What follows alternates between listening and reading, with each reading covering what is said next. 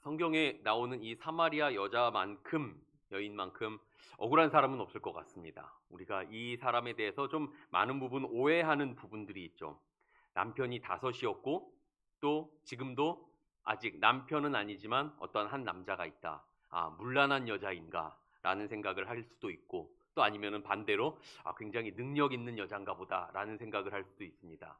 근데 지극히 오늘날 우리의 관점으로 생각하는 거죠. 그것은 당시의 관점, 당시의 시대 상황을 한번 생각해 보십시오. 남편이 5명이었다. 지금도 1명이 있다라는 것. 남편이나 다섯이 있었고 지금도 있었다라고 하는 것은 당시 사회에서 이렇게 이혼을 할 수 있다라는 것, 이혼을 요구하고 이혼을 할 수 있다라는 게 여자에게 있지 않습니다. 남자에게 있습니다. 자, 그러니까 이 여자는 자기가 이혼을 한 게 아니라 이혼을 당한 것이었겠고, 자, 이혼을 당하면서 또 여러 가지로 이 이혼을 하고 나서 또 어떻게 그 당시에 여자로서 혼자 살아갑니까? 또 누군가와는 결혼하고, 그러나 또 이혼을 당하고, 자, 이혼을 당한 것인지 아니면 당시의 시대 상황상 뭐 전쟁을 나갔다가 전사를 했든지 아니면 병으로 일찍 죽었든지 아니면 또 그것도 아니면 성경의 율법에 따라서 첫째와 결혼을 했다가 죽어서 둘째, 또 죽고 셋째, 뭐 이런 경우도 있을 수 있겠죠. 여러 가지 이런 다양한 경우로 이 여자는 어쨌거나 남편이 5명이나 있었습니다. 그러나 결코 뭐 문란하거나 아니면 뭐 반대로 능력이 많거나 그러한 것은 오늘날 우리의 생각이지 결코 그렇지 않다라는 겁니다. 자, 어찌됐든 이렇게 남편이 5이 있었고 지금도 남편은 아닌 어떤 한 남자가 있었다. 참으로 불행한 여인이고 기구한 운명을 가진 사람이었음을 우리가 생각해 볼 수 있습니다. 당시 상황 가운데서 이 남편 없이 여자가 홀로 어떻게 살아가겠습니까? 남편이야말로 또 결혼이야말로 이 여자가 당시 시대 상황에서 이 세상을 살아갈 수 있는 방법입니다. 자기 자신의 부족한 부분을 메우고 채워줄 수 있는 자기의 유일한 소망이며 희망의 대상이 바로 이 남편이었고 남자였습니다. 그런 사람이 계속해서 이렇게 바뀌고 이혼을 하고 이런 과정이 참으로 이 여자에게는 불행한 그런 인생이었다라는 것을 우리가 생각해 볼 수 있습니다.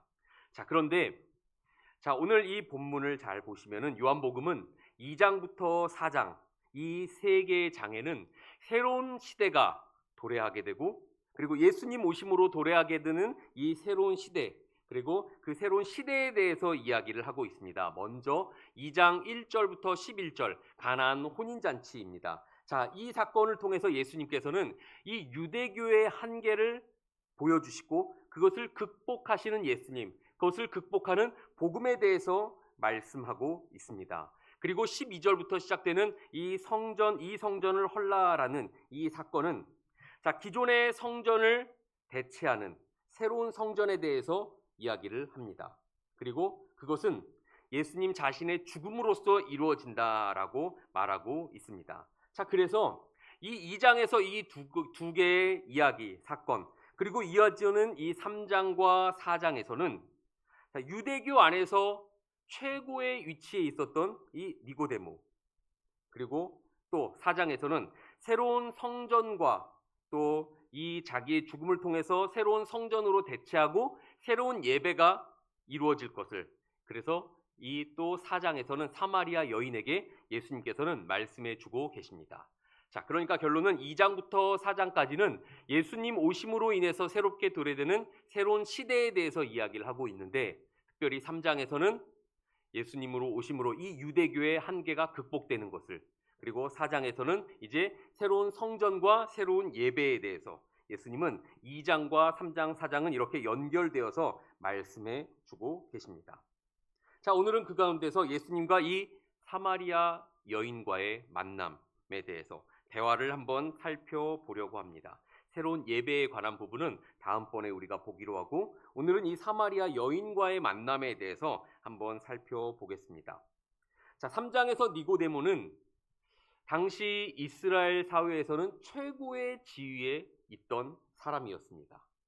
바리새인이었고 관원이었고 모든 사람들에게 인정과 존경을 받는 최고 지위에 있던 사람입니다. 그에 반해서 오늘 본문에 나오는 이 사마리아 여인은 어떻습니까? 사마리아 사람입니다. 여자입니다. 그리고 남편이 여럿 있었던 사람입니다. 모든 사람 중에서도 가장 낮은 지위에 있던 사람이고 또 사람들 안에서도 손가락질 당하는, 비난당하는 바로 그러한 가장 최하층의 사람이었습니다. 자, 예수님께서는 이 최고 위치에 있던 니고데모와 만나 이야기를 하셨고 이번에 4장에서는 사마리아의 최하 위치에 있는 사마리아 여인과 또 만나서 이야기를 하십니다. 자, 이 두 가지가 말한 것이 무엇일까요? 이 두 사람 모두에게 예수님이 복음을 전하셨습니다. 무엇을 의미합니까? 세상에 어떠한 사람도 높든 낮든 많든 적든 어떠한 사람이든 간에 다 복음이 필요하다라는 것입니다. 복음이 필요하지 않은 사람은 세상에 아무도 없습니다. 사람의 인정을 받든 존경을 받든 비난을 받든 재산이 많든 적든 지위가 높든 아니면 낮든 이런 것과 전혀 상관없이 모든 사람에게는 다 이 복음이 필요하고 예수님이 필요합니다. 이 세상에 이 복음이 필요하지 않은 사람은 인간은 단 한 명도 없다라는 겁니다. 왜 그렇습니까? 오직 예수님을 통해서만, 예수님으로만 하나님께 나아갈 수 있고 또 오직 복음으로만 영생을 얻을 수 있기 때문입니다. 예수님과 복음을 통하지 않고는 누구도 하나님 앞에 나아갈 수 없고 누구도 영생을, 구원을 얻을 수 없기에 자, 세상의 모든 인간에게는 다 예수님과 복음이 필요하다라는 것입니다. 특별히 예수님께서는 그래서 이 영생을 주시고자 이 사마리아 여인을 찾아가셨습니다. 그것이 오늘 본문 4절에 나오고 있습니다. 예수님께서 유대를 떠나 갈릴리로 가시는데 자, 사마리아를 통과하여야 하겠는지라 라고 말합니다. 사마리아를 통과하여야 하겠는지라. 예수님의 의지가 지금 담겨 있습니다. 좀 많은 분들이 이 부분을 조금 잘못 알고 계신 부분인데요. 이게 자, 유대인들이 보통 이제 이 사마리아 사람들을 부정하게 생각을 해서 그들과 상종하지 않았습니다. 그들과 교류하지 않았습니다. 자, 왜 이렇게 싫어했을까요? 그들은 이 북이스라엘 멸망 후에 이방 민족들과 그 피가 섞여서 혼혈 민족이 되었기 때문이죠. 그랬기 때문에 유대인들이 그들을 부정하게 여겼습니다. 또 하나의 이유는 그들이 이제 유대인들이 포로 생활을 끝내고 돌아왔을 때 성전을 건축합니다. 성전을 건축하는데 자, 사마리아에 있던 사람들이 유대인에게 찾아와서 우리도 함께 동참하겠다라고 이야기를 합니다. 근데 이들은 정말로 하나님을 잘 섬기기 위한 것은 아니었어요.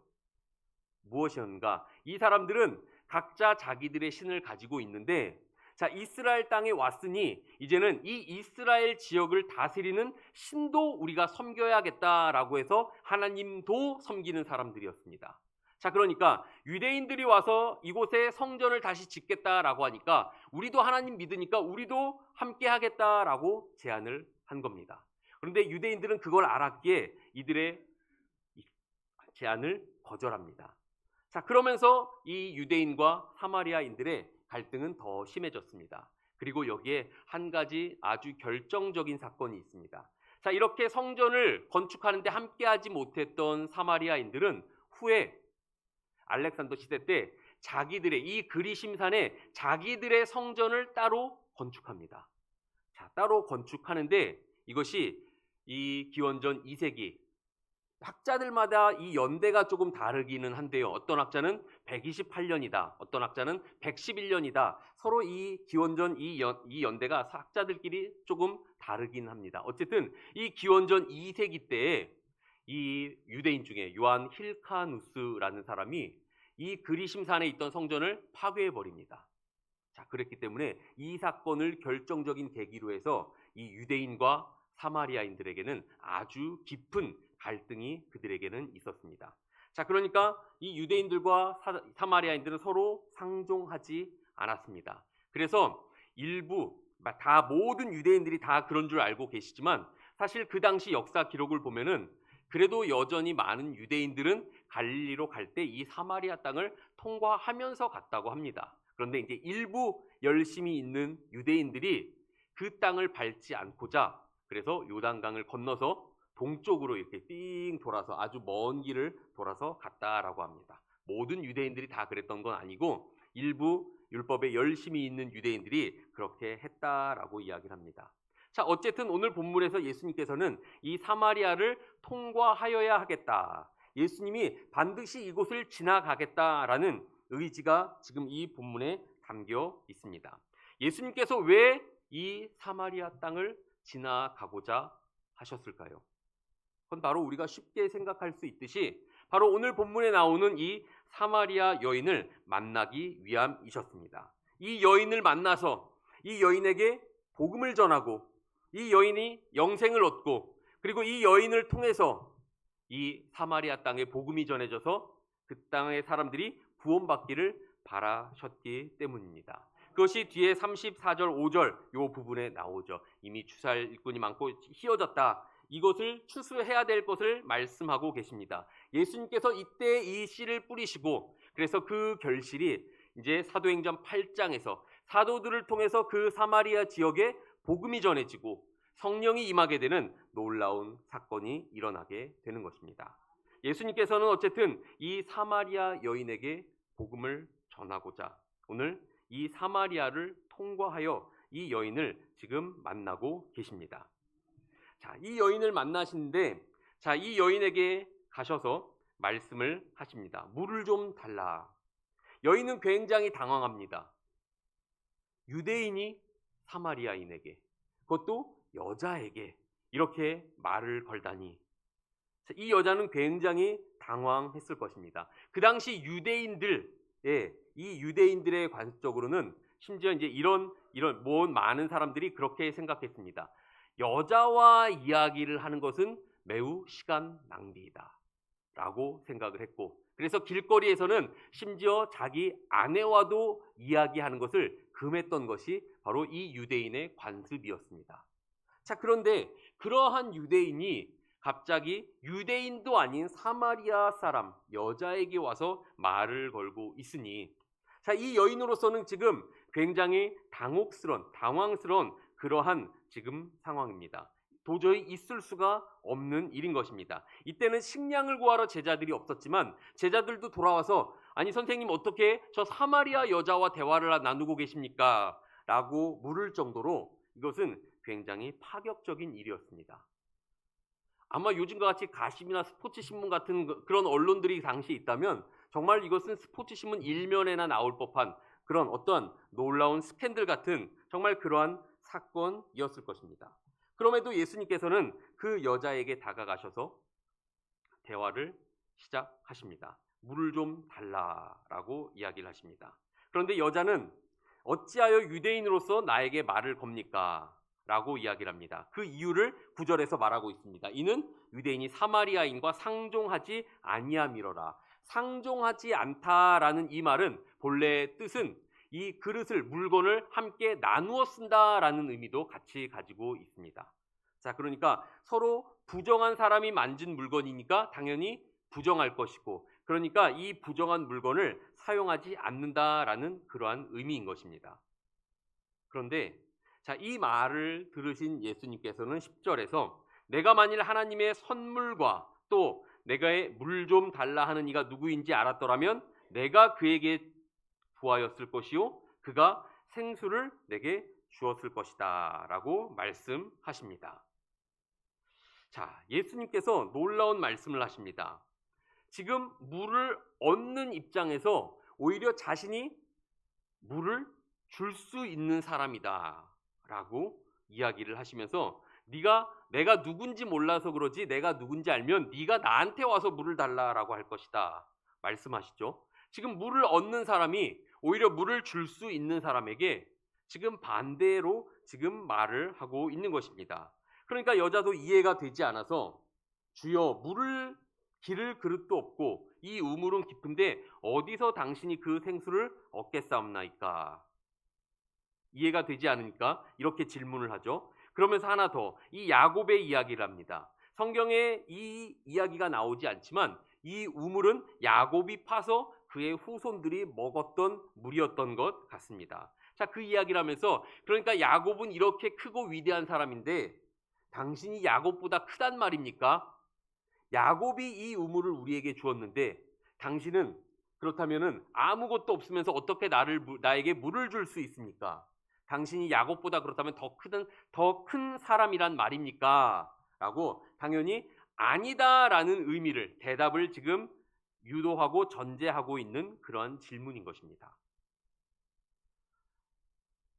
그러니까 예수님께서 13절에서 이 물을 마시는 자마다 다시 목마르려니와 내가 주는 물을 마시는 자는 영원히 목마르지 아니하리니 내가 주는 물은 그 속에서 영생하도록 솟아나는 샘물이 되리라 라고 말씀하십니다. 자, 점점점 미궁으로 빠져드는 이해할 수 없는 말씀을 지금 예수님이 하고 계십니다. 요한복음에서 특별히 이 3장에서도 거듭난다라는 걸 가지고 예수님이 그런 대화를 이끌어내셨듯이 오늘 본문에서도 이 물을 가지고 예수님은 또 한 번 이해할 수 없는 그런 말씀을 계속해서 하고 계십니다. 물론 우리는 이제 이 말씀의 의미를 알고 있지만 어쨌든 이 여자는 이 은유를 사용하고 계시는 예수님의 이 말씀의 대화에 지금 전혀 이해를 하고 있지 못하고 있는 상황입니다.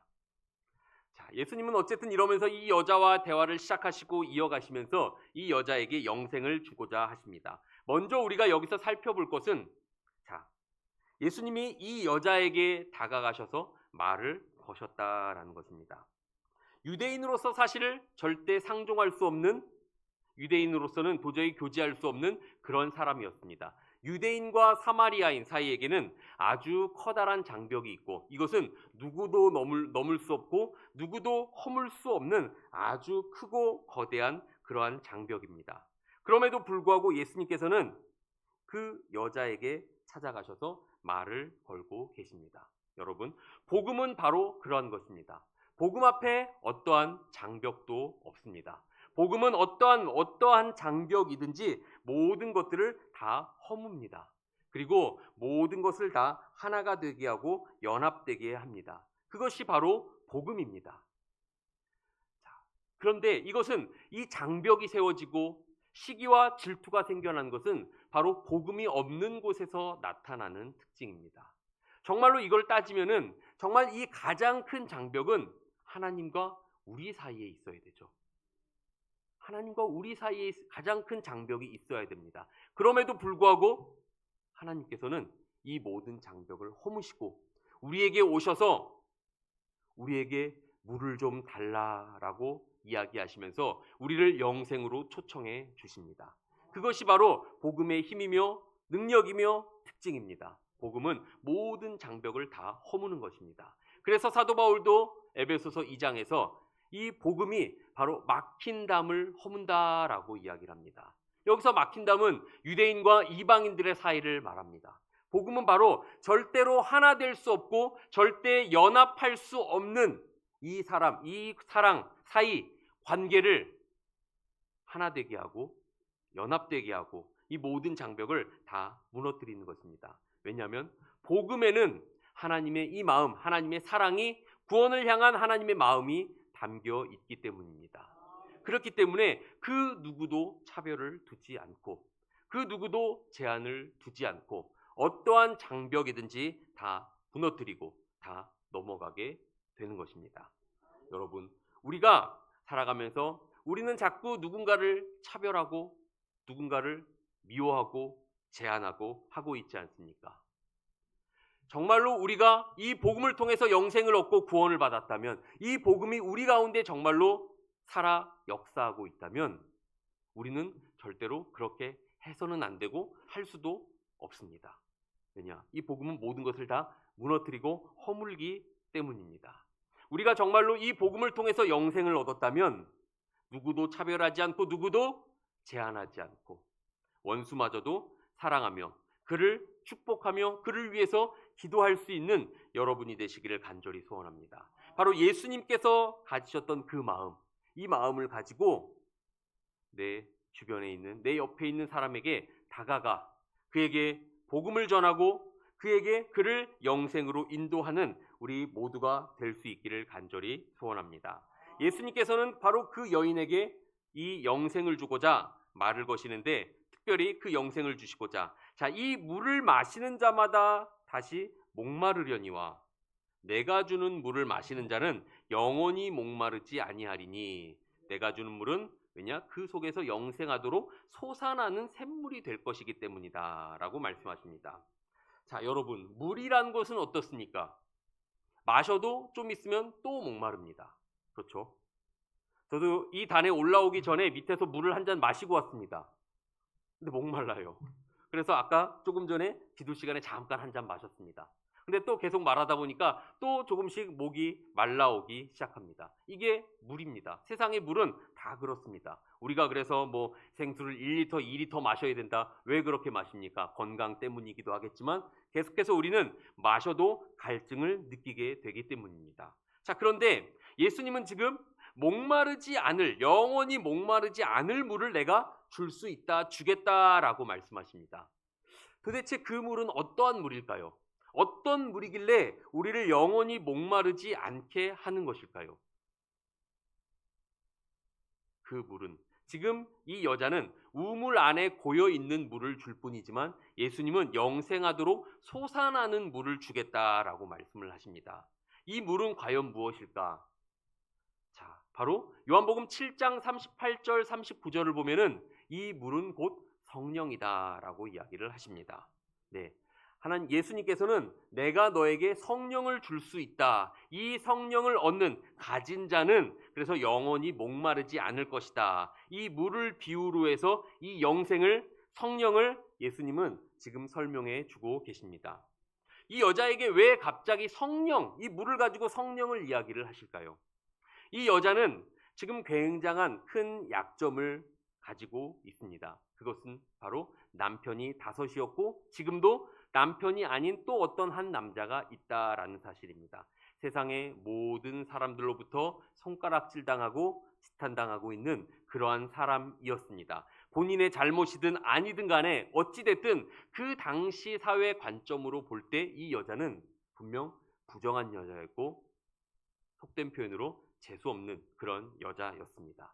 자, 이러한 큰 약점과 핸디캡을 가진 사람인데 그렇다면은 그랬기 때문에 이 여인은 끊임없이 계속해서 남편을 잃으면 또 다른 남자를 만나서 결혼을 하고 왜요? 당시의 여자로서 혼자 살아갈 수 없기 때문에 이 남편이야말로 이 여자가 이 세상을 살아갈 수 있는 유일한 방법이었기 때문입니다. 그가 유일하게 의지할 수 있는 대상이었기 때문입니다. 그를 자기의 인생을 자기의 삶을 만족시켜 줄 수 있는 유일한 사람이며 유일한 대상이었기 때문입니다. 그렇기 때문에 이 여자는 한마디로 말하면 이 남편을 통해서 그러니까 세상의 것들로 계속해서 자기들을 채우고 만족시키려 하고 있는 그러한 삶을 계속해서 반복하고 있는 사람이었던 것입니다. 그런데 세상의 것이 어떻습니까?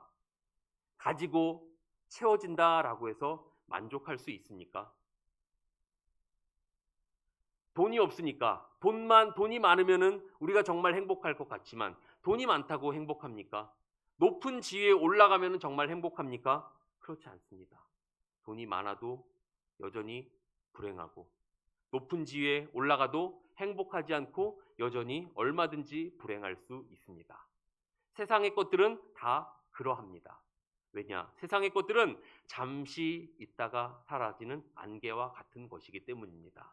또한 세상의 것들은 다른 사람이 얼마든지 나보다 더 많이 더 좋은 것을 가질 수 있고 더 높이 올라갈 수 있기 때문입니다. 세상의 것들은 우리가 항상 끊임없이 비교를 하기 때문입니다.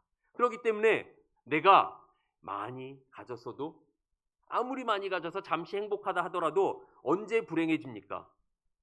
내 친구가 내 옆에 있는 사람이 나보다 더 많이 가졌다고 하면 분명히 내가 이만큼 가져서 내가 행복하고 만족했는데 내 옆에 사람이 나보다 더 가졌다는 소식을 듣자 그 사람은 그 순간부터 우울해지기 시작합니다. 전혀 행복하지가 않습니다. 세상의 것들은 다 그러합니다. 세상의 것들로 우리의 모든 것을 다 채울 수가 없기 때문이죠. 우리는 육체만 가진 존재가 아니라 영혼을 가진 존재이기 때문이고 하나님께서 우리 안에는 영혼을 사모하는 마음을 주셨기 때문입니다. 그 말은 무엇입니까? 하나님만이 주실 수 있고 하나님만이 채울 수 있는 공간이 우리에게는 있다라는 것입니다. 그렇기 때문에 세상의 어떤 걸로도 우리를 잠깐은 그럴 수 있지만 영원히 한없이 끝없이 우리를 완전히 만족시켜 주지는 못하는 것입니다. 그래서 하나님만이 주실 수 있는 그 은혜가, 선물이 우리에게 필요합니다. 그것이 무엇입니까? 바로 성령입니다. 성령. 예수님께서는 우리에게 성령을 주겠다 약속하셨고 주시고자 하십니다. 그래서 마태복음 산상수훈에서도, 누가복음의 동일한 본문 누가복음에서도 우리에게 기도하라라고 말씀하시죠. 그렇다면 육신의 아버지도 자기의 자녀에게 좋은 것을 주려고 하는데 하나님께서 우리에게 그 좋은 것을 주지 않겠느냐? 그 좋은 것이 무엇입니까? 누가복음에서는 그것을 성령이라고 이야기를 합니다. 성령은 왜냐? 하나님이시니까요. 하나님이 우리 안에, 성령을 통해서 하나님이 우리 안에 계시고, 그렇다면 하나님께서 하늘로부터 내려오는 모든 신령하고 좋은 그 은사들을 하나님께서 우리에게 주시겠다라는 것이죠. 그것이 우리를 참된 행복으로, 만족으로 이끌 수 있기 때문입니다. 영원을 사모하는 그 마음, 그 빈 곳을 오직 그것으로만 채울 수 있기에 하나님께서는 이 성령을 통해서 우리에게 그것을 채워주시고 만족시켜서 우리를 행복하게 해주겠다라고 말씀하십니다. 세상의 것으로 아무리 채우고 아무리 많이 가져도 그걸로는 안 되고 오직 하나님으로만 채워질 수 있고 행복할 수 있으니 내가 그것을 너에게 주겠다. 이 성령을 통해서 우리를 그렇게 해주겠다라고 말씀을 하고 계십니다. 세상의 것들로 자기를 채워 행복하게 하고자 했던, 그러니까 이 세상에서의 행복과 만족을 끊임없이 목말라하며 추구했던 이 여인에게 세상의 것이 아닌 진짜 참된 행복과 만족을 내가 너에게 주겠다라고 예수님이 지금 말씀해 주고 계신 것입니다. 세상의 것과 하나님께서 주시는 이 성령의 가장 결정적인 차이는 무엇입니까? 세상의 것은 유한합니다. 잠시 있다가 없어집니다. 그런데 하나님께서 주신 것은 오늘 본문 14절에서도 말합니다. 그 속에서 영생하도록 솟아나는 샘물입니다. 영생하도록 끊임없이 우물 안에 고인 물이 아니라 계속해서 그 새로운 물이 샘솟아나서 신선한 그런 샘물이다라는 것입니다. 그러니까 그 말은 끊어지지 않는다라는 거죠. 세상의 것들은 유한합니다. 그런데 하나님께서 주시는 이 은혜는 결코 유한하지 않다. 무한하다. 우리가 살아있는 동안에, 우리와 함께 하시는 동안에 끊임없이 계속해서 우리를 행복하게 하고 만족하게 하고 우리에게 이 한없는 은혜를 우리에게 늘 부어주시겠다라고 말씀해 주고 계신 것입니다. 바로 하나님께서는 바로 그 성령을 지금 우리에게 주고자 하십니다. 여러분, 그렇기 때문에 우리가 거듭나서 성령이 우리 안에 계시게 되면 우리의 존재가 변하게 되고 삶이 변화가 되고 우리의 모든 언행이, 우리의 모든 것들이 그래서 다 달라지게 되는 것입니다. 성령을 받은 사람의 특징이 무엇입니까? 그냥 어떤 능력 행하는 것 말고 무슨 특징이 있습니까? 그의 모든 삶이 다 바뀌지 않습니까? 항상 하나님만 바라며 하나님만 살아갑니다. 성령의 9가지 열매 중에 첫 번째로 나오는 사랑을 이야기로 들어볼까요? 왜 하나님께서 우리에게 주신 은혜는 우리를 더욱더 기쁘게 만족하게 하는가? 자, 세상에서의 사랑을 우리는 누구나 다 사랑을 받고 싶어 합니다. 그런데 그래서 끊임없이 사랑을 갈구하고 사랑을 추구합니다. 세상에서 그런데 어떻습니까? 누군가가 나를 사랑해주면 기분 좋고 행복하고 만족한데 누군가가 나를 사랑해주지 않으면 우리는 우울하고 불행해집니다. 그게 세상의 사랑의 특징입니다. 그리고 세상의 사랑은 또 언제 변할지 모릅니다.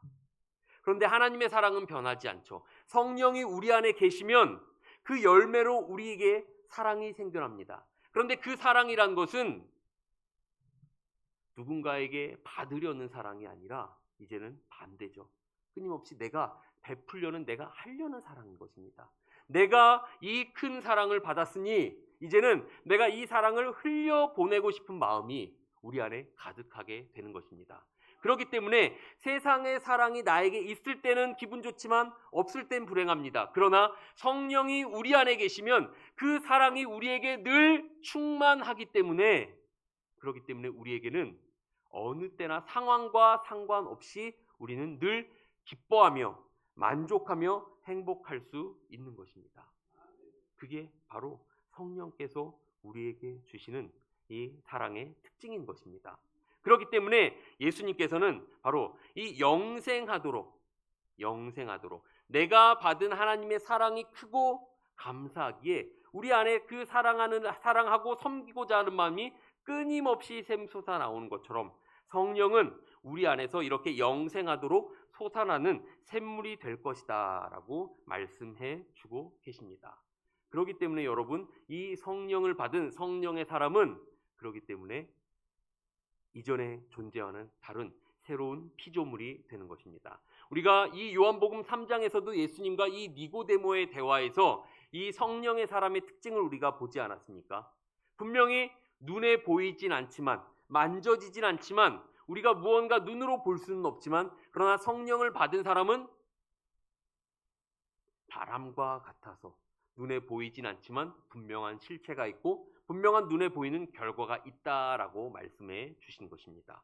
성령을 받으면 우리는 이전의 모든 죄악된 삶에서 돌이키고 이제는 이 선을 향한 열심을 갖게 되고 죄의 길을 버리고 끊고자 하는 그런 마음이 생겨나게 되고 하나님께서 우리에게 주신 그 은혜가 크고 감사하기에 하나님을 섬기고 이웃을 사랑하고 섬기고자 하는 마음이 우리 안에 가득하게 되는 것입니다. 그렇기 때문에 이전에 즐거웠던 모든 것들을 이제는 끊고 절제하고자 하는 마음이 생겨나게 되는 것이고 이전에는 이게 없으면은 내가 불행할 것 같았는데 이제는 그게 절제가 되니까 이것이 없어도 우리 가운데는 희락이, 기쁨이, 평안이 충만할 수 있게 되는 것입니다.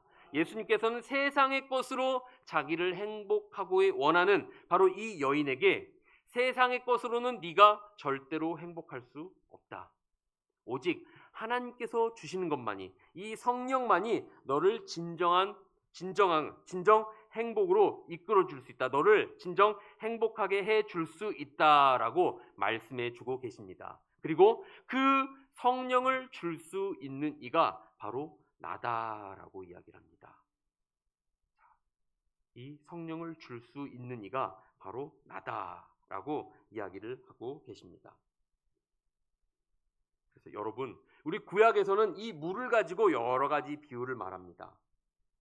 이사야 55장 1절과 2절에 우리가 잘 알고 있는 말씀이죠. 목마른 사람들아 다 일로 와서 돈 없이 값 없이 살아라고 말씀해 주십니다. 무슨 의미입니까? 하나님께서 우리에게 이 영생하도록 이 영생을 우리에게 선물로 주고자 하시는데 그 영생은 우리가 어떤 조건에 의해서 주는 것이 아니라 하나님께서 우리에게 값없이 거저 주시겠다라는 것입니다. 대신 여기에는 한 가지 대가가 있죠. 무엇입니까? 예수 그리스도 십자가 그 죽음이라는 대가를 통해서 하나님께서는 그것을 우리에게 값없이 거저 주시겠다라고 말씀해 주고 계십니다. 예레미야 2장 13절에서는 이스라엘의 죄를 지적하시면서 하나님께서 이렇게 말씀하시죠. 너희가 생수의 근원되는 하나님을 너희가 스스로 버리고 그리고 헛된 곳에 다른 곳에 가서 그 물을 구하고자 했다라고 말씀하십니다. 그것이 바로 하나님을 모르는 세상 사람들의 특징입니다. 그리고 그 말씀을 통해서 하나님께서는 바로 생수의 근원이 바로 하나님이시다라고 말씀해 주고 계십니다. 그리고 예수님이 오시고 승천하신 다음에 그 그리스도의 영을 우리에게 보내주시겠다라고 약속하시고 그것을 진짜 우리에게 보내주셔서 우리로 하여금 이 하나님의 영이 우리 안에 가득하게 하는 예수님은 그렇게 해주셔서 그 약속을 지키셨습니다. 그 성령을 받은 결과 이 사도행전에서의 이 사도들의 모습은 어떻습니까? 복음서의 이 사도들과의 모습과는 전혀 다른 모습이 되었습니다. 항상 끊임없이 더 높아지려고 했고 얘보다 옆에 사람보다 더 높아지려고 했던 그 사람들이 이제는 낮고 낮은 곳으로 가서 더 많은 사람들을 섬기기 위해서 스스로 낮아지는 모습을 우리가 볼 수 있습니다. 그리고 오히려 그것을 통해서 그들은 더욱더 기뻐하는 모습을 볼 수 있습니다. 사도 바울을 보십시오. 감옥 안에 갇혀 있지만 감옥 안에 갇혀 있으면서도 감옥 밖에 있는 사람에게 기뻐하라. 내가 다시 말하노니 항상 기뻐하라 라고 말하고 있습니다. 감옥 안에 있는 사람이 어떻게 기뻐할 수 있습니까? 바로 그에게 그 안에 성령이 충만하며 가득했기 때문입니다. 성령이 충만하여 가득했기 때문에 그는 그 감옥 안에서도 얼마든지 기뻐하고 감사할 수 있었던 것입니다. 성령 충만한 사람의 특징 가운데 하나가 바로 이런 것입니다. 여러분, 세상에서는 처음에 한두 번은 그럴 수 있겠지만 한 번, 두 번 하다 보면 조그마한 것 가지고 감사하지 못하죠. 처음에는 요만한 것 가지고도 감사할 수 있습니다. 한두 번 지나면 어떻습니까? 이제 요만한 것 가지고는 감사한 기분이 안 들죠. 또 그거야? 맨날 그거야? 이런 생각 들죠. 더 커야만, 더 강력해야만 만족할 수 있는 게 세상이 주는 것들입니다. 그런데 성령이 우리 안에 거하게 되면 어떻습니까? 우리 안에 기쁨이 가득하니까 조그마한 것에도 감사할 줄 아는 사람이 됩니다. 여러분, 정말 조그마한 것에도 감사할 줄 아는 사람이십니까, 여러분? 정말 그걸 가지고 내 안에 성령이 충만한 사람인가? 나는 정말 사랑이 가득하여 누군가를 사랑하고 섬기기를 힘쓰고 있는가? 이걸 가지고 우리가 정말 우리 안에, 내 안에 성령이 충만한가? 내 자신을 돌아보고 점검해 보시기를 바랍니다. 나는 잠깐 있다가 사라지는 육신의 이 안목의 정욕들, 이생의 자랑, 이 육신의 것들 가지고 나는 그것을 추구하며 만족하는 사람인가? 하나님께서 주신 은혜를 귀히 여기고 그것을 사모하고 그것을 얻기 위해 몸부림치고 있는 사람인가? 정말 성령 충만하여 그것을 더욱더 간구하고 있는 사람인가? 우리 자신을 돌아보면서 살아갈 수 있기를 바랍니다.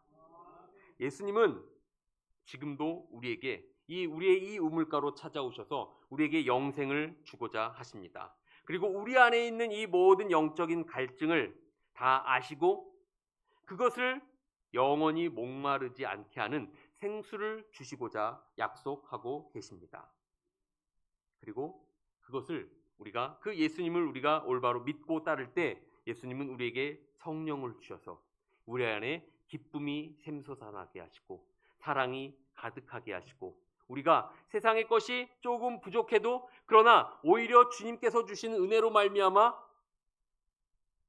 그것을 오히려 더 넉넉히 이 모든 것들을 다 이기고 넉넉히 얼마든지 행복하고 우리가 만족할 수 있는 그 기쁨을 우리에게 주고자 하십니다.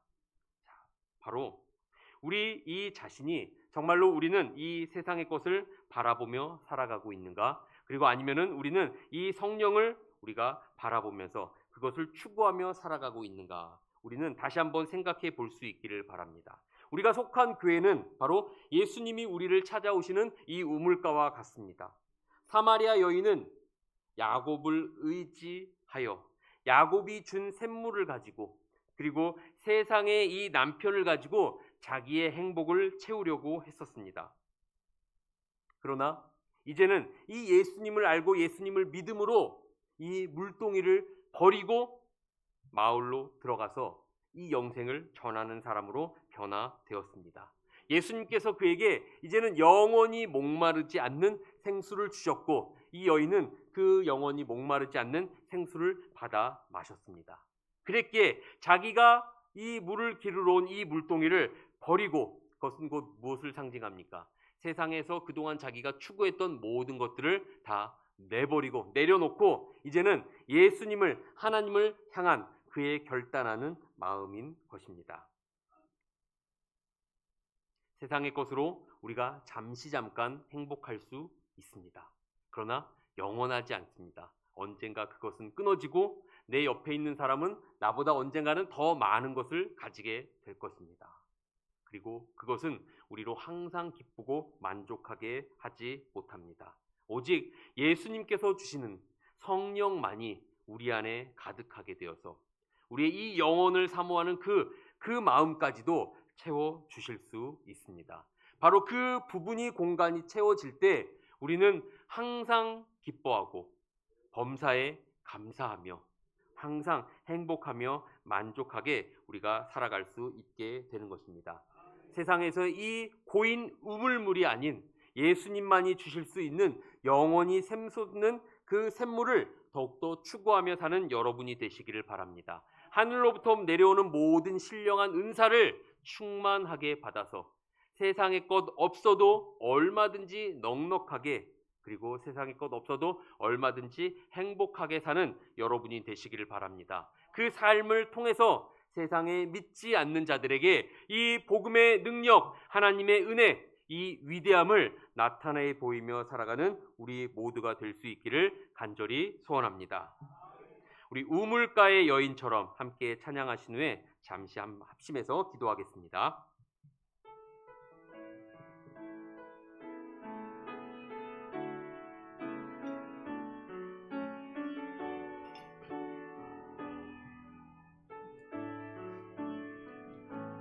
우물가의 여인처럼 난 구했네.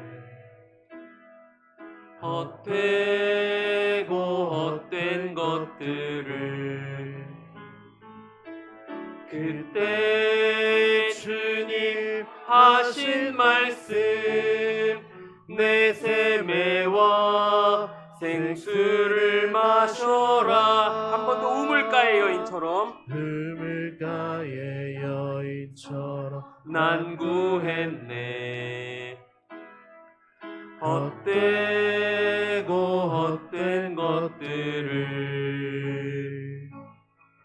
그때 주님 하신 말씀 내 샘에와 생수를 마셔라. 오 주님 채우소서. 나의 잔을 높이 듭니다. 하늘 양식 내게 채워주소서. 넘치도록 채워주소서. 오 주님 채우소서. 오 주님 채우소서. 나의 잔을 높이 듭니다. 하늘 양식 내게 채워주소서. 넘치도록 채워주소서. 한 번 더 합니다. 오 주님 채우소서. 오 주님 채우소서. 나의 잔을 높이 듭니다. 하늘 양식 내게 채워주소서. 넘치도록 채워주소서. 우리 오늘 말씀과 이 찬양의 가사 생각하면서 한번 같이 기도하겠습니다. 주님, 저희들 늘 끊임없이 세상 가운데서 만족을 추구하며 살았습니다. 하나님, 그래서 부족한데도 그 부족을 또 채워보고자 또 다른 길을, 또 다른 방법으로 생수의 근원 대신 하나님이 아닌 세상의 방법으로 채우는 어리석음을 범했습니다. 주님, 저희들에게 성령을 부어주시옵소서. 성령을 허락하여 주시옵소서. 성령으로 인하여 우리 안에 기쁨이 샘솟아나게 하시고, 행복이 샘솟아나게 하시고, 사랑이 샘솟아나게 하시고, 하나님, 세상의 것 없어도 얼마든지 행복할 수 있는 하나님 성령 충만한 삶을 살게 하여 주시옵소서. 늘 감사하며 평안한 삶을 살게 하여 주시옵소서. 우리 이런 기도 제목 가지고 주여 한번 외치고 다 같이 기도하겠습니다. 주여. 하나님 아버지, 주님 아버지, 오늘 이 말씀을 다시 한번 생각해 봅니다. 주님, 얼마나 세상에 헛된 것들을 추구하며 살았는지 모릅니다. 잠깐 있다가 사라지는 것인데, 하나님, 내 옆에 있는 사람이 그거보다 더 많이 가지면 그 순간 우울해지는 세상의 헛된 것들인데, 하나님 여전히 그런 것들을 귀하게 여기며 그것들을 추구하는 저희들의 이 어리석음과 연약함을 주여 불쌍히 여겨주시고, 주여 아버지 주님 한 분만으로 만족하며 주여 성령님이 우리 안에 계심으로 아버지 행복하며 만족할 수 있는 삶을 사는 저희들 되게 하여 주시옵소서. 기쁨과 평안이 샘솟게 해주시고 사랑하고 섬기는 마음이 샘솟게 해주시고 절제가 충만하여 하나님 세상의 것 없어도 얼마든지 주님 주신 것만으로 기뻐하며 만족하며 살아가는 저희들이 되게 하여 주시옵소서. 주님 아버지 채워 주시옵소서. 우리의 잔을 채워 주시옵소서. 하나님, 세상에 잠깐 있다가 사라지는 것, 내가 많이 가졌어도 내 옆에 사람이 더 가지면 그 순간 우울해지고 불행해지고 슬퍼지는 세상의 헛된 것들이 아닌 오직 하늘로부터 내려오는 신령한 은사 성령님을 저희들이 더욱더 찾고 구하며 의지하게 하시고, 그래서 우리 마음이 성령 충만하여 사랑과 은혜와 기쁨이, 희락이, 절제가 우리 안에 충만하게 하여 주시옵소서. 큰 것이 아닌 작은 것에도 감사할 줄 아는 사람 되게 하시고, 주님께서 주신 은혜에 감사하여 내 옆에 있는 형제자매 지체들을 더욱더 사랑하며 섬길 수 있는 자들 되게 하시고, 하나님 섬기는 것만으로, 주님을 찬양하는 것만으로 우리 안에 더욱더 기쁨이 충만할 수 있도록 주여 저희들에게 이 은혜를 부어 주시옵소서. 성령 충만함으로 세상을 더욱더 능력 있게 살아가게 하시고, 세상 모든 이들에게 하나님의 이 크신 능력과 은혜를 나타내 보이며 전하며 살아가는 복된 인생이 되게 하여 주시옵소서. 예수님의 이름으로 기도합니다. 아멘.